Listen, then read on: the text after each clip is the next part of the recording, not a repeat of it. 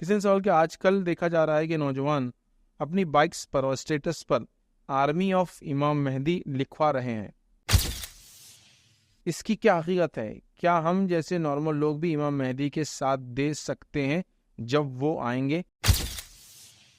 तो देखिए, सबसे पहली चीज़ तो ये आर्मी ऑफ इमाम मेहदी लिखकर लगवाना ये बिल्कुल भी दुरुस्त नहीं है। अगर ये खामोखा के माहौल के अंदर एक गर्मी लाता है और खामोखा के न जाने अनगिनत गलत फहमियाँ समाज में पैदा हो सकती है इस अमल की वजह से। तो इसकी ज़रूरत नहीं है याद रखिए कि आर्मी ऑफ फला, और ऐसा कहीं भी कुरान और सुन्नत में नहीं है कि लोग तैयारी करें और आर्मी ऑफ ये और आर्मी ऑफ वो लिख कर लगाए। तो ये अमल दुरुस्त नहीं है। लेकिन सवाल का दूसरा हिस्सा, क्या ऐसा होगा कि इमाम मेहदी आए तो क्या हम लोग भी साथ देंगे? हाँ बिल्कुल, क्योंकि जब मेहदी आएंगे तो आसमान से फरिश्ते उतर के उनके साथ नहीं देने वाले। जो मौजूदा लोग होंगे उस जमाने के, हक को जो पहचान लेंगे कि ये मेहदी है और हकीकत में यही है, तब वो देंगे। लेकिन ना अभी मेहदी आने वाला है, ना अभी वो जमाना है। लोग हर अलामत को फिट कर रहे। काले झंडे आएंगे तो कोई भी कोई काला झंडा उठा दे रहा, आ रहे इमाम मेहदी। जब खुरासान में काला झंडा उड़ गया, आ इमाम मेहदी। अफगानिस्तान में काला झंडा उड़ गया, आ इमाम मेहदी। ईरान में कुछ हो गया, आ इमाम मेहदी। इराक में हो रहा तो वो आ ही रहे बस। बल्कि ये लोग इतने ज़्यादा जोशीले हो जाते हैं अलामत क़यामत के, कि मैंने एक बार देखा, एक बूढ़े शख्स थे, अल्लाह उनकी मग़फ़िरत करे, उनका इंतकाल हो चुका है। तो वो मुझे, एक बार मैं दावत में था तो मुझे बाजू बुलाए बिठाए मेरे, और मेरे को बोलने लगे बस तुम्हारे जैसे नौजवानों की ज़रूरत है। तो मैंने कहा किस लिए ज़रूरत है? इमाम मेहदी आ गए बोले, और नागपुर तक पहुंच गए बोले वो।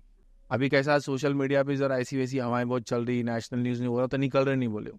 बस निकलने वाले, बस अपने आप को आप रेडी रखिए बोले। बोला इंशाल्लाह रेडी। क्या करेंगे, बुजुर्ग थे बेचारे, बहुत एजेड। और इतने एजेड के जब वो मुझे बोल रहे थे ना तो पसीने में नहा गए वो। पता, इतनी सीक्रेट खबर दे रहे थे मुझे उनके हिसाब से। पसीने में बिल्कुल नहा के पसीना पोंछ रहे थे अपना। आगे बोले ना, बस सोशल मीडिया में क्या बुराइयां ज़्यादा इस्लाम के खिलाफ, तो अभी एकदम नहीं आ रहे सामने बोले। फौज तैयार है, अंदरूनी पूरा काम चल रहा, ट्रेनिंग चल रही, ये चल रही। तो मैंने कहा बिल्कुल आगे तो इंशाल्लाह अब उस समय में है। मैं बोला जहाँ तक भी आए। तो बताओ इतना हो गया, बोले जाओ भी मत तुम बोले, अभी वो खुद आएंगे बोले औरंगाबाद तक। उन्होंने ठीक है जाना भी नहीं तो क्या मसला, जब आ जाएंगे तो साथ ज्वाइन कर लें। हालांकि वो अरब के इलाकों में आने वाले, लेकिन चलो वो अरब से निकल के नागपुर तक आ ही गए तो क्या मसला क्या है? बहुत ही लंबी ट्रिप हो गई ना। हदीस में वाज़ेह अल्फाज है, कहाँ से निकलेंगे, कहाँ अलामत, क्या अलामतों से मालूम होगा कि दुनिया को मालूम होगी अलामत क्या अलामत होंगी मेहदी के आने की। तो लश्कर लड़ेंगे, एक लश्कर उनके खिलाफ लड़ने जाएंगे, एक उनके हक में आएगा। एक जगह पे मिलेंगे और अल्लाह ताला जो इनके खिलाफ लड़ना है उनको पूरों को जमीन में धंसा देंगे, सब के सब। उससे पता चल जाएगा कि यह है। अभी कहाँ ऐसा कोई वाकया हुआ, कौन जमा हुए। और बहुत बहरहाल खैर वो एक लंबी वो है बहरहाल। लेकिन लोग बहुत ज़्यादा ओवर इंथुजियास्टिक होते हैं इन मसाइल में। मेहदी, याजूज माजूज फला है। अब मैं एक बार याजूज माजूज का लेक्चर दे रहा, और लेक्चर देने के बाद अब हो गया शाम का टाइम है, जा रहे तो दो चार बॉडी बिल्डर अपने खड़े होते, एक दूसरे को क्या बोला, याजूज माजूज आ जाना बोले आज, याजूज माजूज ये वहीं काम आएगा बोले। अजीब वो गरीब, मतलब देखिए वो उनसे इंसान लड़ नहीं सकते, लेकिन बस बेचारे हमारे मियाँ भाई वो बिल्कुल यूं करके, बिल्डर्स थे वो, याजूज माजूज के लिए बोले तैयार, बोले आने दो कहते हैं। क्या बोलेंगे, लेकिन चलो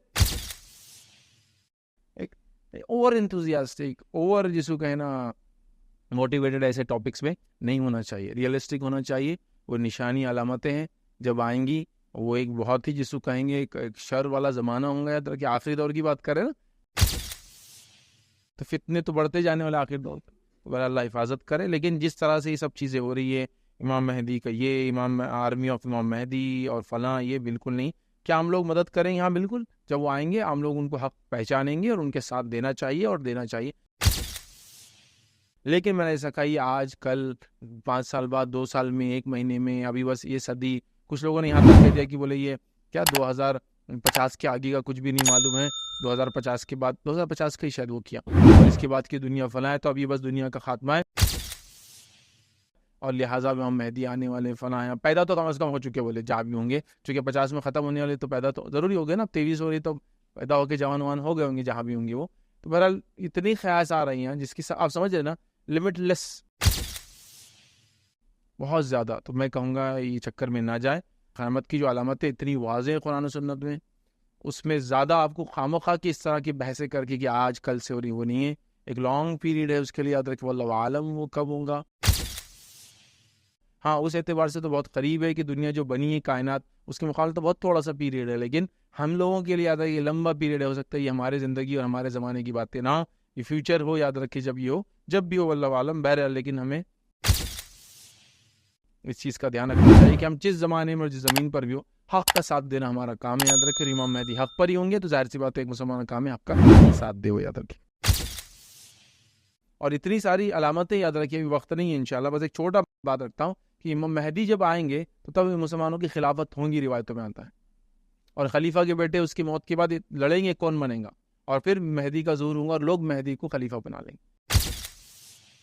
अब बताइए कौन से मुल्क में मुसलमानों की हुकूमत है और वहाँ खिलाफत है ही नहीं ना। खिलाफत अभी तो खत्म हुई 100 साल पहले, 1924 में अबॉलिश हुई, हो जाएंगे 100 साल।